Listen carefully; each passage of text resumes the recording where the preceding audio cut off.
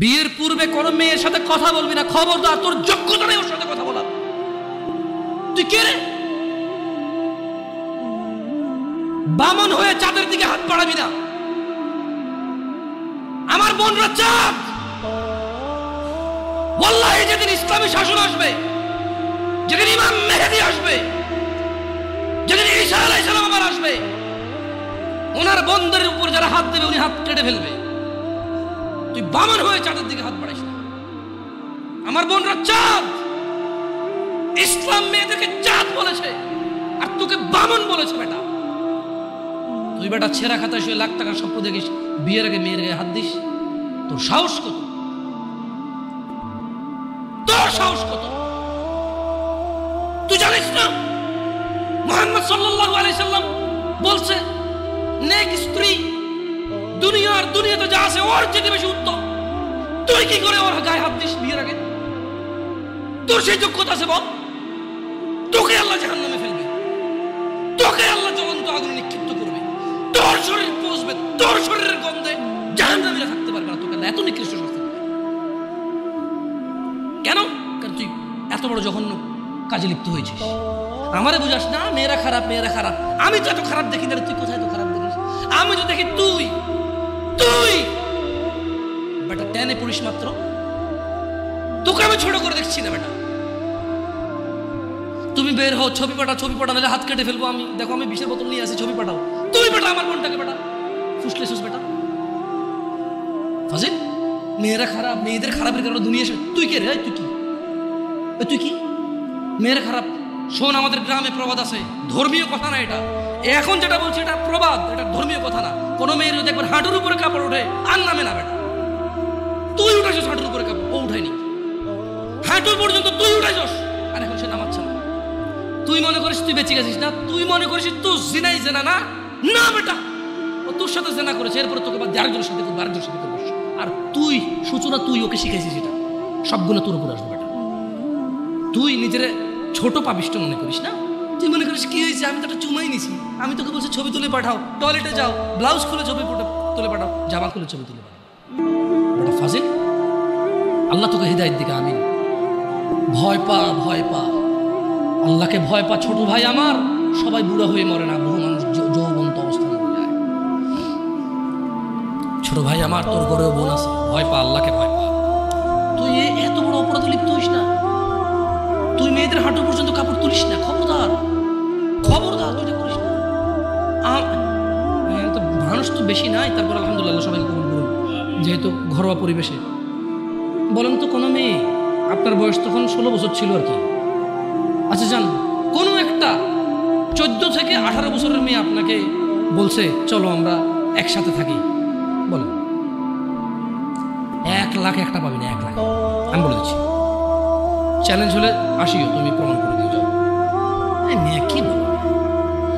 মেয়েরা প্রেম হারাম ইসলামে বিয়ের পূর্বে সম্পর্কই হারাম। কিন্তু এর মধ্যেও কোনো মেয়ে ছেলেকে বলে না কিস করো, আমাকে একটা তোমার লুঙ্গি খুলে ছবি পাঠাও, বলে না। প্রত্যেকটা ছেলে বলে, এভরি সিঙ্গেল ছেলে বলে।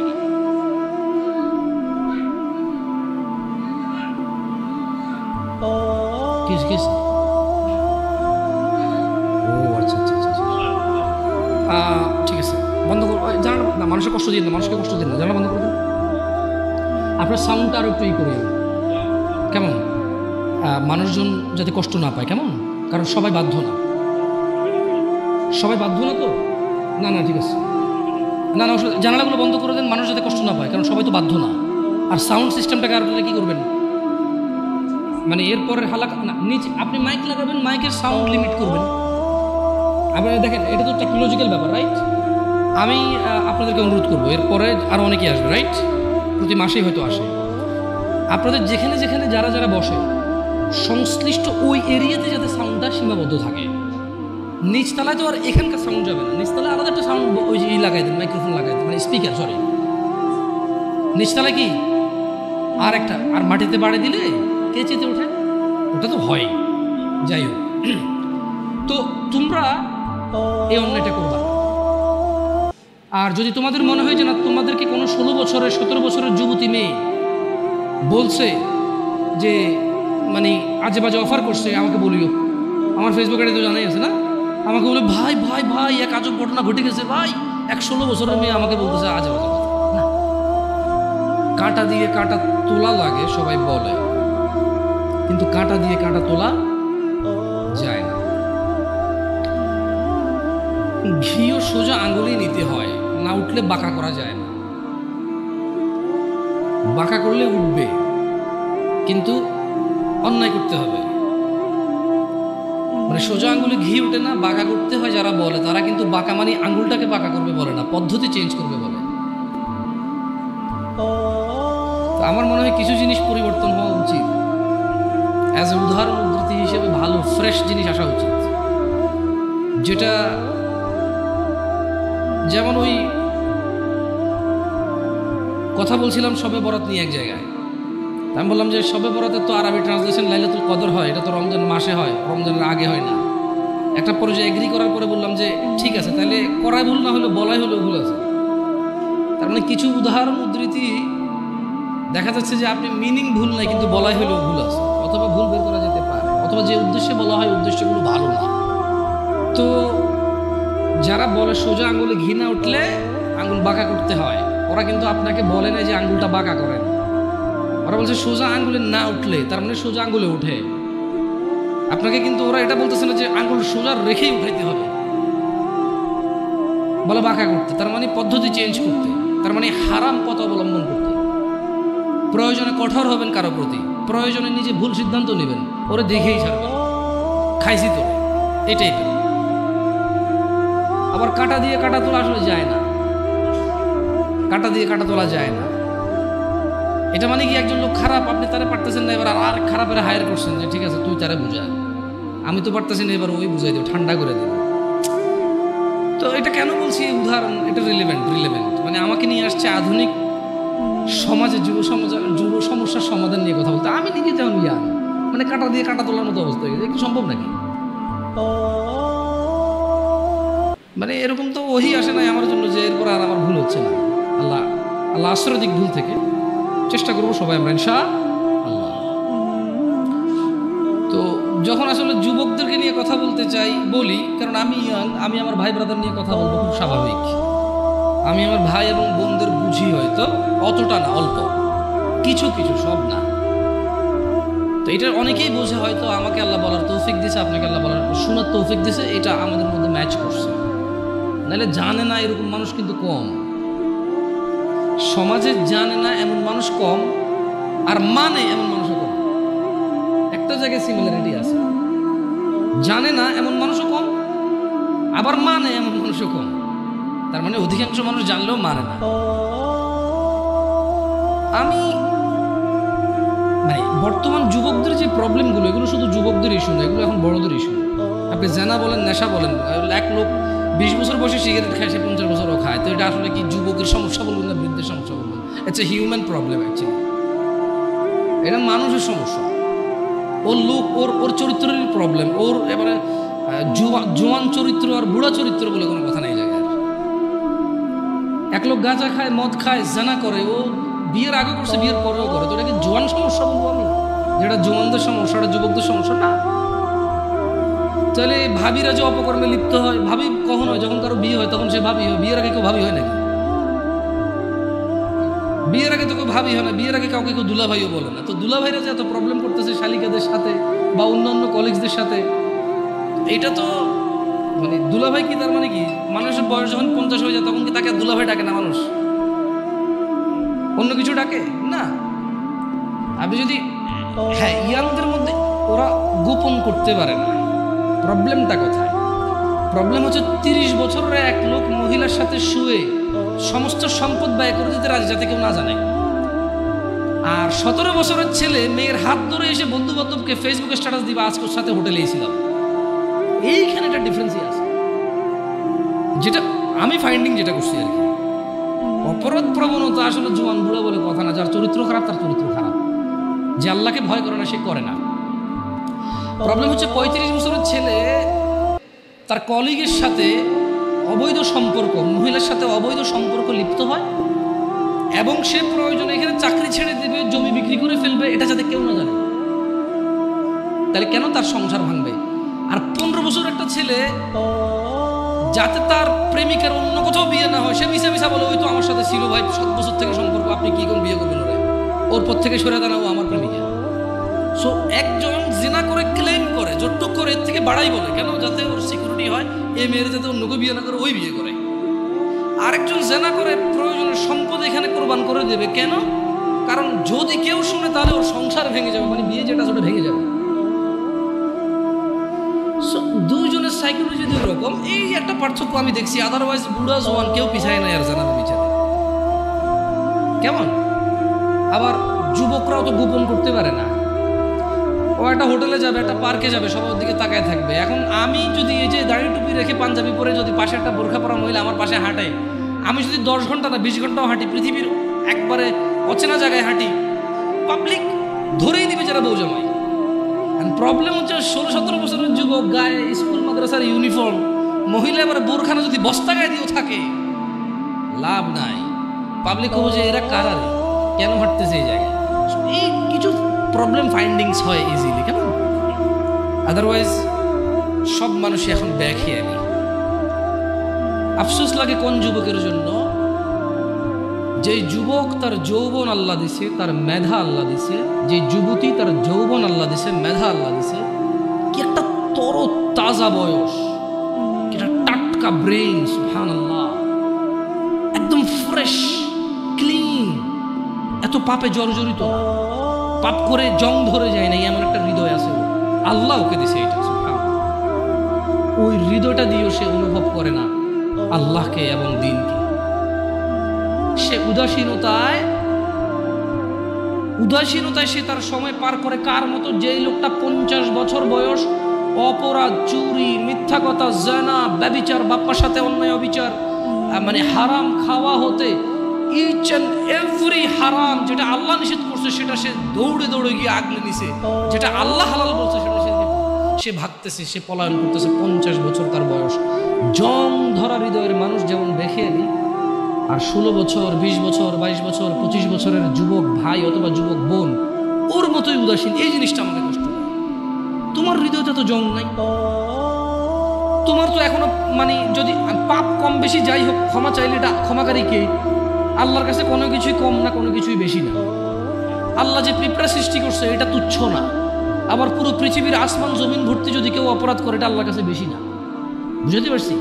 মানে আল্লাহর ব্যাপারটাই ডিফারেন্ট। সুবহানাল্লাহ, আল্লাহ সুবহানাহু ওয়া তাআলার ব্যাপারটাই ভিন্ন, ওনার উদারতাই ভিন্ন। যদি পিঁপড়া পায়খানার মধ্যে যে ব্যাজ না হয় এভাবে এভাবে হাঁটে, অনেকে দেখলে ঘৃণা করে বমি করবে। মহিলারা ছোট ছোট তেলা পোকা দেখে মহিলারা লাভ দিয়ে খাটে উঠে যায়, ভয় পায়, ইয়াক ওয়াক করে ঘরে ঢুকে না।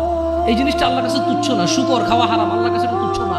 আমার জন্য খাওয়া নিষেধ, এটা আল্লাহ সৃষ্টি। কুকুর আমার জন্য খাওয়া নিষেধ, কিন্তু এটা তুচ্ছ না, এটা আল্লাহ সৃষ্টি, কেউ বানাইতে পারবে না এরকম কিছু, রাইট?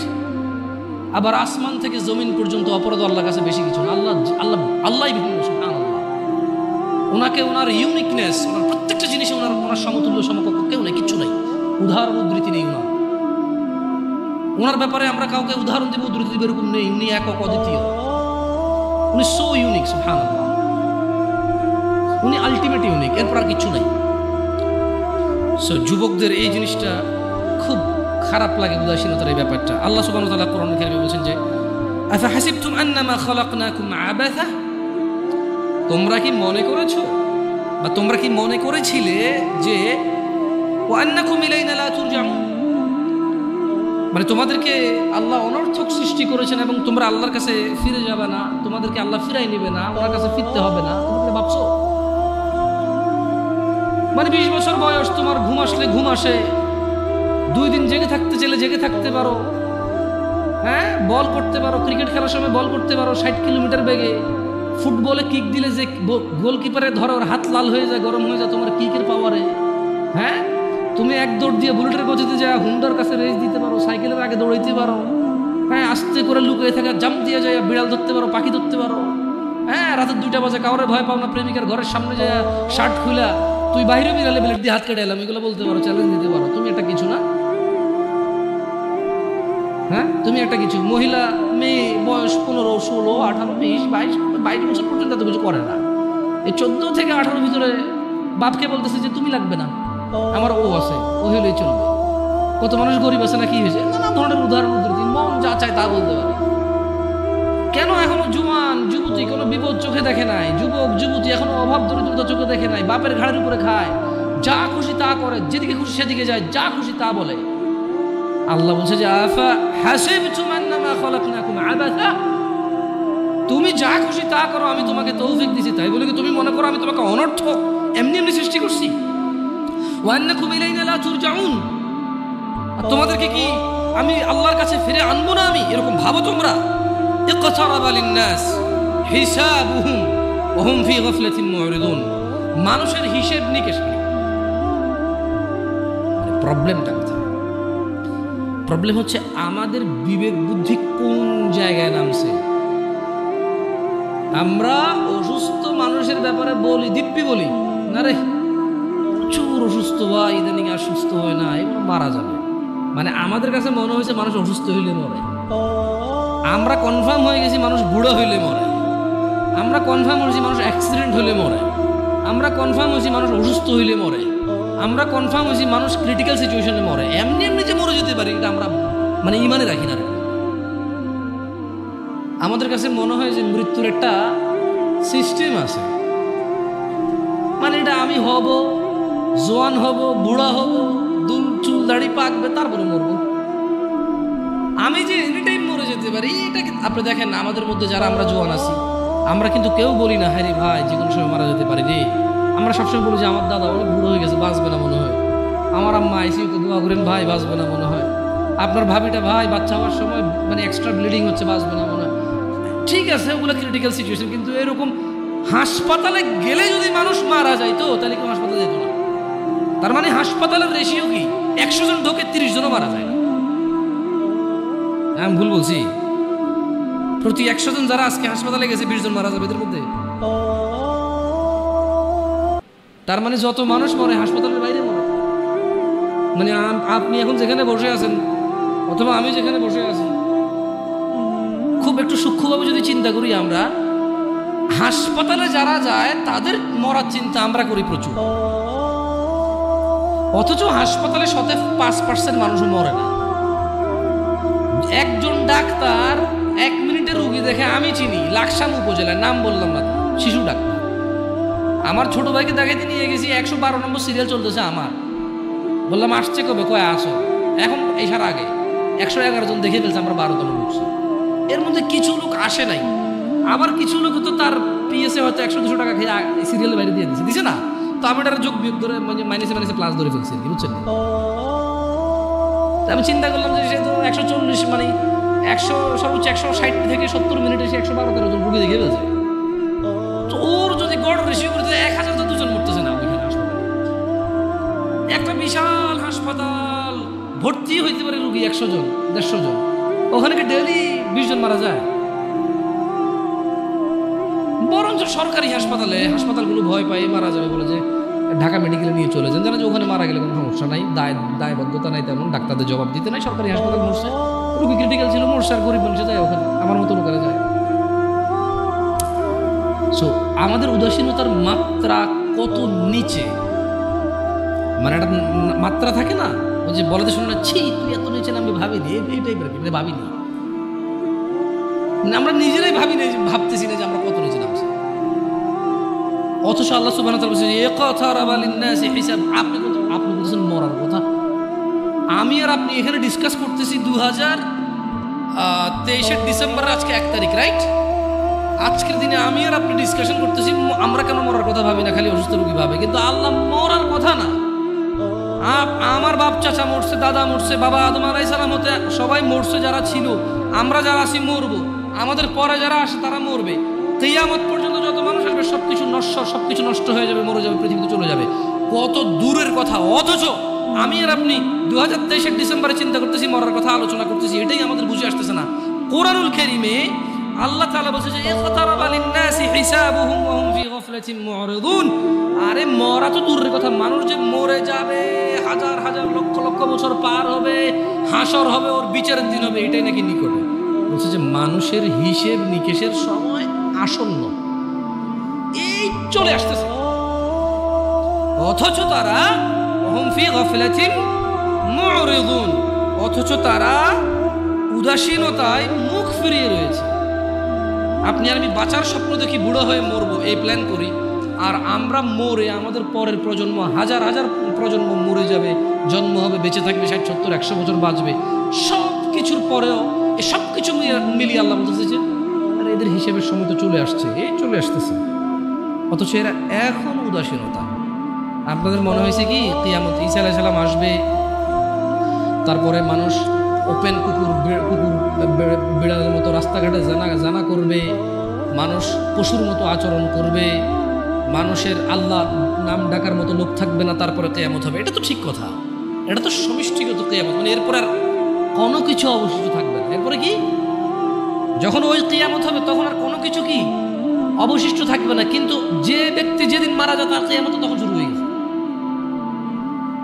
কথা বুঝতে পারি নাই? যে লোক মারা গেছে ও কি ওই ধ্বংস দেখবে?